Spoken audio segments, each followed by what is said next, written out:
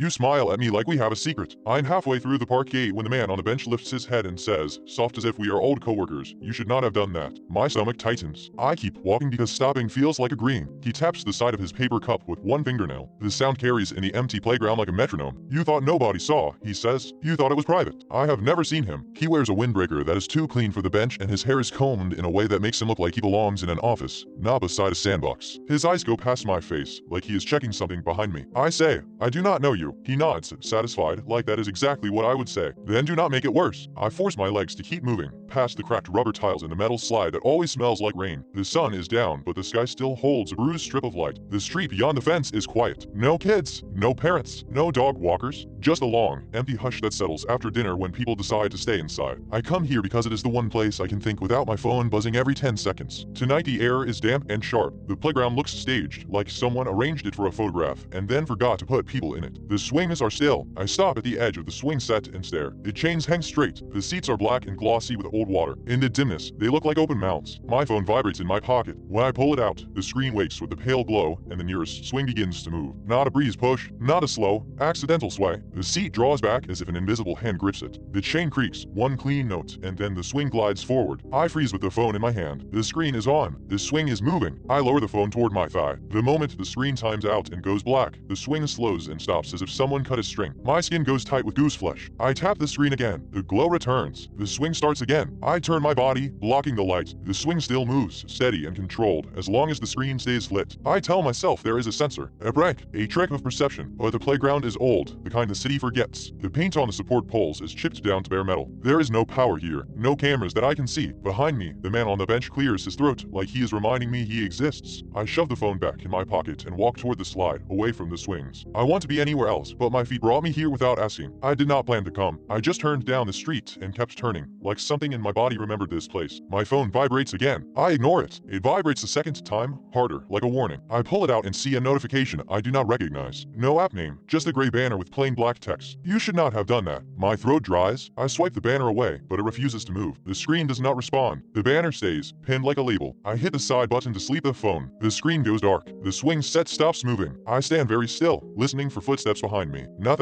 The man on the bench does not move. The city hum is distant, muffled by trees. I press the side button again. The screen lights. The swing starts, but now it is not just one swing. All three seats begin moving in a slow, synchronized rhythm, forward and back, like lungs. My heartbeat tries to match it. I turn the phone face down in my palm. The light still bleeds out around my fingers. The swings keep moving. A new notification appears over the banner, as if the phone is layering messages on top of each other. Check your pocket. I laugh once, a short sound that comes out wrong. I check my pocket with my free hand. My keys, a receipt, nothing else. Then my fingertips touch something hard and thin that was not there before. I pull it out. A plastic name tag, the kind you stick on your shirt at a meeting. White background, red border, glossy surface. The adhesive on the back looks new. The printed name on the front is almost mine. It is spelled wrong. One letter is off in a way that makes my name look like a stranger trying to imitate me. I stare at it until my eyes sting. I did not bring this. Nobody could have put it in my pocket without me feeling it. The phone buzzes again. This time the banner changes. Put IT on. My mouth opens and nothing comes out. I look toward the bench. The man watches me with patient disapproval, like a supervisor waiting for me to correct a mistake. He does not lift a hand. He does not wave me over. He just looks steady and sure. The swings keep moving. I think about leaving. I think about turning around and walking out through the gate, getting into my car, driving until the city lights blur. But the gate is on the other side of the bench. I would have to pass him. My fingers pinch the name tag. The plastic is cold. I put it against my jacket, right side up. The adhesive grabs immediately, stronger than it should be, like it has been waiting. The moment it sticks, my phone screen flickers and the banner vanishes. A new screen opens by itself. It is a blank black page with a single number in the center. 1000,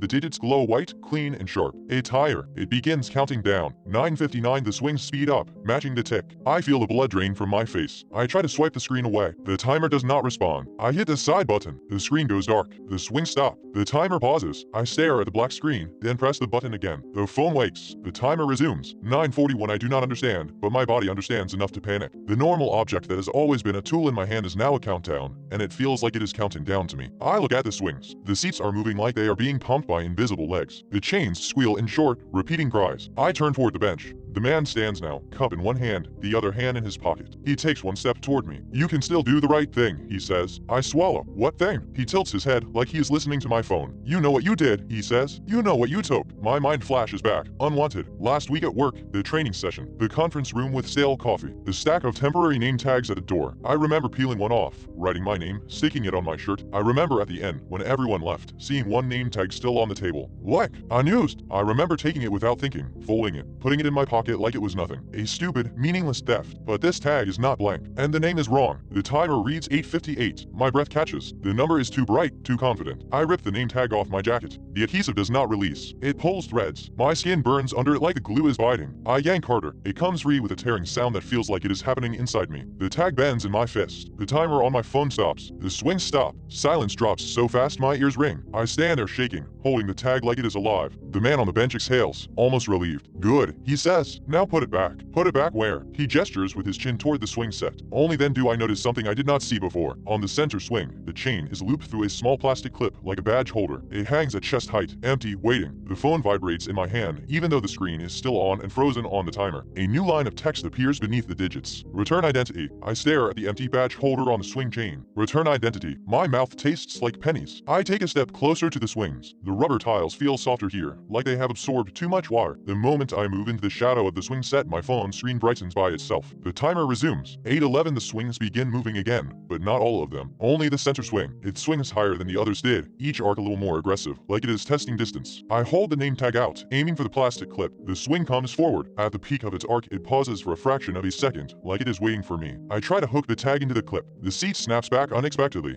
chain jerking. The clip swings away from my hand. I flinch. The phone timer drops. 7:53. The man calls out calmly, "Do not waste time." I look at him. He stands at the edge of the playground now, not coming closer, like there is a boundary he will not cross. His face is blank, but his eyes look tired, as if he has watched this before. I turn back to the swing. I step closer, too close, and the swing seat passes in front of my knees with a rush of air. I smell something on it. Faint but real. Plastic warmed by skin. Shampoo. A child smell that does not belong in this empty place. My stomach lurches. The timer reads 7:21. I try again, timing my reach with a swing arc. The clip whips toward me. I push the name tag into it. It catches. For a second, it hangs there crooked. Then the swing jerks hard, as if something on the other end has grabbed it. The name tag flips over. The wrong spelled name is no longer wrong. It is my name, perfectly spelled, printed in darker ink. My hands go numb. The phone vibrates violently. The timer drops faster for 3 beats, skipping numbers. 6:58, 6:56, 6:54. I stare at the screen. It is accelerating. I slap the side button to turn the screen off. Nothing. I press again. The screen stays on. My phone is no longer mine. The center swing keeps moving, and now the other two swings start again, slower, like they are warming up. The man on the bench speaks, voice still gentle. "You do not get to turn it off," he says. "You do not get to pause it anymore." I back away from the swing set, heart hammering. The name tag swings with the seat, flashing white each time it passes through the phone glow. The timer reads 6:12. I say, "What happens at 0?" The man does not answer right away. He watches the swings like he is watching a clock. Then he says, "You go where you put it." My mind tries to reject the sentence. It does not fit. It does not have a place to land. I look at the name tag. I look at my jacket where it had been stuck, the frayed threads. I think about the blank name tag I took last week. I think about how small that theft was. I think about how the message said return identity, not return property. My phone buzzes again, and new text appears below the timer. Location confirmed. My breath catches. Confirmed by what? By the playground, by the swing, by my screen being on. The timer reads 5:33. The air feels colder. The darkness thickens between the trees. I turn toward the gate. The man steps into my path without rushing, still at a polite distance. He does not touch me. He does not need to. "Do not run," he says. "You will only spend it faster." I glance at my phone. The timer does not change for a moment. Then it drops. 5:21, 5:20. I realize my movement is tied to it. My choice is feed it. My chest tightens. I force myself to stand still. The timer slows to normal. 5:14, 5:13. I look down at my phone screen. My reflection is faint in the glass, but something is off. The angle of my eyes, the set of my mouth. It looks like me wearing my face badly. The name tag on the swing flashes again, and I see the letters clearly. My name. Perfect. But the plastic surface has a second layer now, like a film. Behind the printed letters, there is another word, faint, pressed into the plastic, visible only when the full light hits it. Visitor. My throat closes. The timer reads 4:47. The man speaks again, softer. "You did not just take a tag," he says. "You took a place." I shake my head. "Oh." He watches me with the same disappointment as before. "You signed in without knowing," he says. "You wore it. You walked out with it. You kept it. I remember peeling my handwritten tag off at the end of the session and sticking it to the edge of my notebook. I remember forgetting it there for days, then tossing the notebook into my bag, then cleaning out my bag last night, finding the old tag and throwing it in the trash. I see the trash bag in my mind. The tag stuck to a coffee-stained page. My name written in pen. I threw it away like it was nothing. The timer reads 4:10. My phone vibrates, and a new message overlays the timer for a split second. Trash is not returned. The swings creak louder. The chains complain in a rhythm that sounds like whispering. I look at the center swing again. The name tag swings with it steady. Return identity. Where? My eyes scan the playground, desperate for a place to put it back that makes sense. The slide, the sandbox, the climbing bars. Not there. Then I see it. Behind the swing set, half hidden by a shrub, there is a small sign bolted to a post. The kind that lists rules in faded lettering, but this one is blank except for a single square of glossy plastic mounted in the center. Is a what? A holder, like a check-in board at the training room. My pulse jumps. The timer reads 3:36. I step toward the sign. The man calls, careful. I do not understand until I feel it. As I move away from the swing set, the phone screen dims, like it is trying to conserve light. The timer keeps counting. 3:28, 3:27, the swing slow. The center swing, the one holding my name tag, slows last, resisting. The plastic clip creaks. I reach the sign. The glossy square has a faint outline of a name tag shape, like it has held thousands. I turn back to the swing. I need the tag, but the swing is still moving, and the tag is swinging with it. I walk back toward it,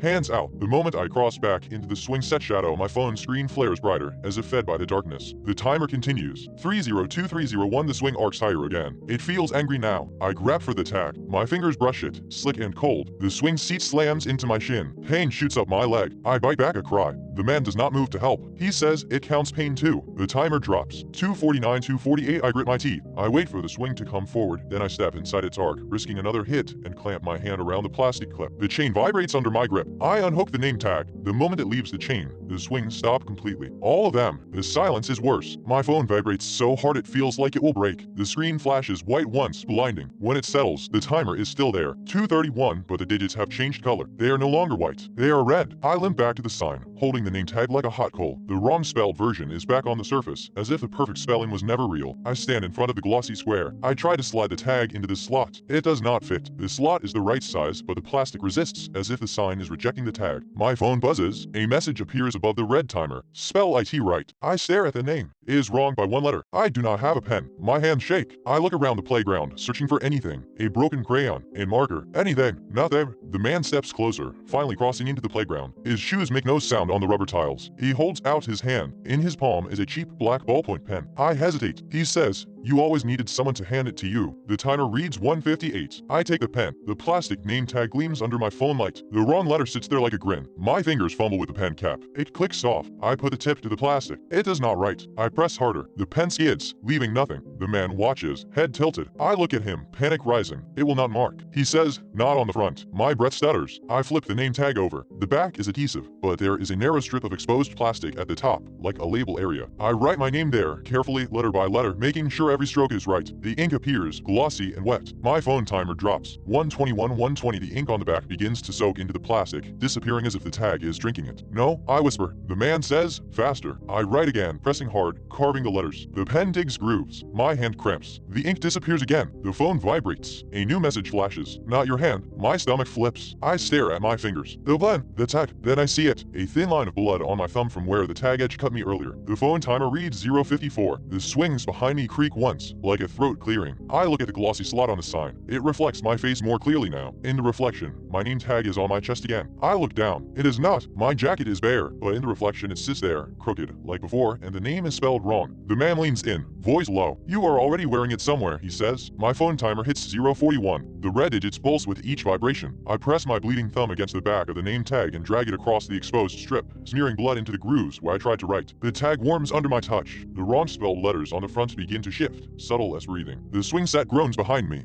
The man whispers, "Do not look away." I look down at the front of the tag. The wrong letter changes. My name becomes correct. For a second, relief hits so hard I almost sob. Then the tag adds something beneath it in smaller print. "Checkout required." My phone timer reads 0:19. The sign slot in front of me clicks, a tiny mechanical sound, and opens like a mouth. I raise the tag toward it. The phone screen flares brighter, and the playground around me dims, like the light is being siphoned into the glass. The man steps back quickly, as if the air near me turns dangerous. 0:11, 0:10, the slot breathes out cold air that smells like old carpet and copier toner. owner. I feel my phone vibrate one last time, a deep, satisfied pulse. 007006. The swings behind me start moving again. All at once. Violent now, chains clanging like alarms. 005004. I push the name tag into the slot. It slides in halfway. Then it stops, caught on something inside. 003002. My fingers clutch the edge of the tag, trying to force it. The slot pulls back, gripping the plastic. 001. My phone screen flashes a final message over the red 0. Identity accepted. Body pending. The slot yanks hard, and my hand goes with it. The plastic edge bites into my skin as the sign pulls, and I feel something tug inside my chest, like a lanyard tightening around my ribs. The man says my name, perfectly, like he has been waiting to use it. I look down at my phone. The screen is still on. The swings are still moving, and the countdown starts again, but this time the number is not 10 minutes. It is 10 seconds. 10:98. My hand is stuck in the slot, and the playground light is draining into my phone like a throat swallowing. 7-6. The man backs away toward the bench, eyes fixed on me, like he does not want to be close when it happens. 5-4. I try to pull my hand free, and the slot tightens. 3-2. The swings surge forward together, seats rising as if something heavy is about to land on them. 1. My phone screen goes pure white, and in that light I see a second shadow behind my own, standing too close, wearing my name tag. 0.